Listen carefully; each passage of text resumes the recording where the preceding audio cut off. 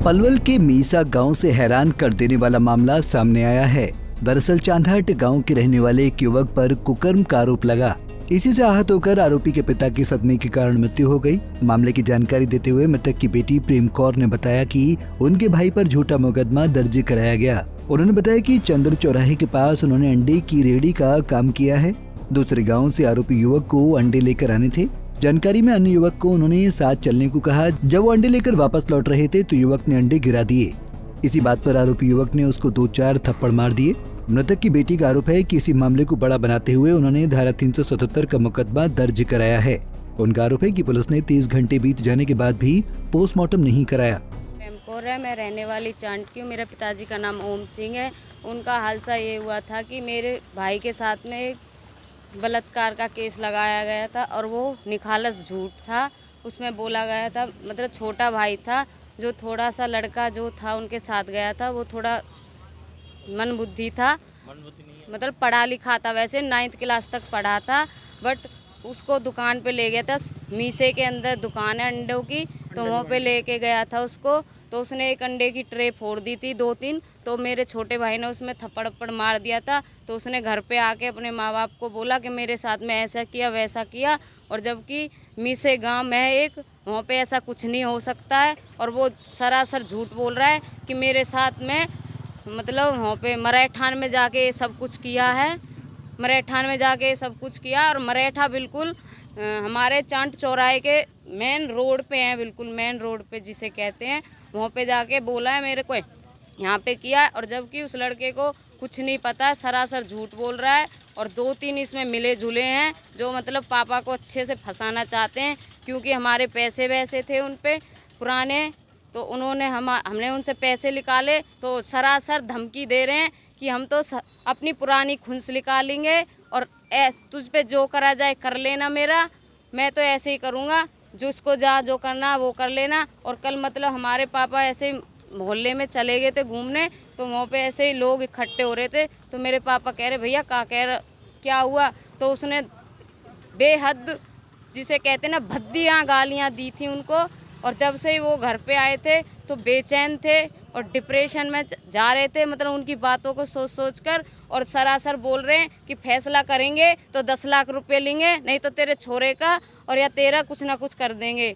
20 लाख धमकी सरासर मिल रही है जी। 5 तारीख से फुल दबाव दे रखा है। 4-5 बार घर पे भी चले गए कि हमारे बच्चे ने भाई ने गलती भी नहीं करी थी, फिर भी हम गलती कबूल कर रहे थे अपनी कि भाई कोई नहीं, जो हुआ सो हुआ, कोई बात नहीं, पंच फैसला कर लो आप। उन्होंने पंचों की भी बात नहीं मानी, फिर भी उन्होंने ये बोला था कि उन्होंने फिर भी ये बोला कि भाई मुझे 2 दिन का मोहलत दो। हमने उन्हें 2 दिन की नहीं 3 दिन की मोहलत दी थी, फिर भी उन्होंने कुछ नहीं किया। और पीछे से पीछे मतलब किसी को कुछ नहीं बताया, नहीं पंचों को बताया, नहीं गांव के किसी आदमी को बताया, फिर भी उन्होंने हमारे खिलाफ कानून कार्रवाई करी थी।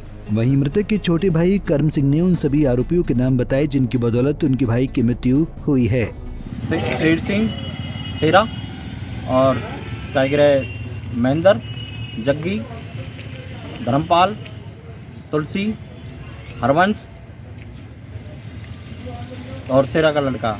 वहीं परिजनों ने पुलिस की कार्यशैली पर भी कई तरह के सवाल उठाए हैं। सभी सवालों को सिरे से नकारते हुए डीएसपी दिनेश यादव ने बताया कि मृतक ओम सिंह का फिलहाल पोस्टमार्टम कराया गया है। परिजनों ने पहले कोई लिखित शिकायत नहीं दी, जैसे ही शिकायत मिली उन्होंने तुरंत मुकदमा दर्ज कर कार्रवाई अमल में लाई। इसके जिसका संज्ञान में आया था मौके संदर्भ में कि ओम सिंह जो चांट करने वाला, कल उसकी मृत्यु हो गई थी। इस संबंध उसका परिवार हमसे आज मिला है। इससे पहले उन्होंने कोई भी दरख्वास्त हमें इस तरह की नहीं दी।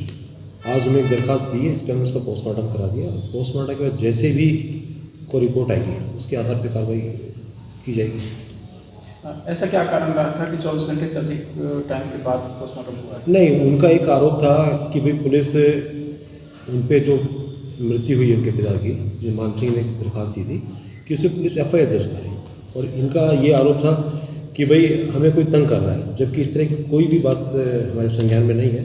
हाँ, एक चीज़ ज़रूर है, जो ये ओम सिंह जो उनकी मृत्यु हुई है, उनके बेटे के खिलाफ 377 की FIR दर्ज है, जिसमें उसकी गिरफ्तारी अभी पेंडिंग है। इसी बात को लेके ये आरोप लगा रहे थे कि पुलिस कार्रवाई नहीं करी, जबकि उनके द्वारा इससे पहले कभी कोई दरख्वास्त दी नहीं गई। जैसे ही उन्होंने दरख्वास्त दी, पुलिस ने तुरंत उसका पोस्टमार्टम करा के कार्रवाई कर दी। मामले की गहराई में जाने पर पता लगा कि मृतक के बेटे के खिलाफ 5 नवंबर को मुकदमा दर्ज करवाया गया था और आरोपी बेटे पर एक मंदबुद्धि किशोर के साथ कुकर्म के आरोप लगे थे। हालांकि देखने वाली बात ये रहेगी कि पुलिस कब तक मामले की सच्चाई निकालती है।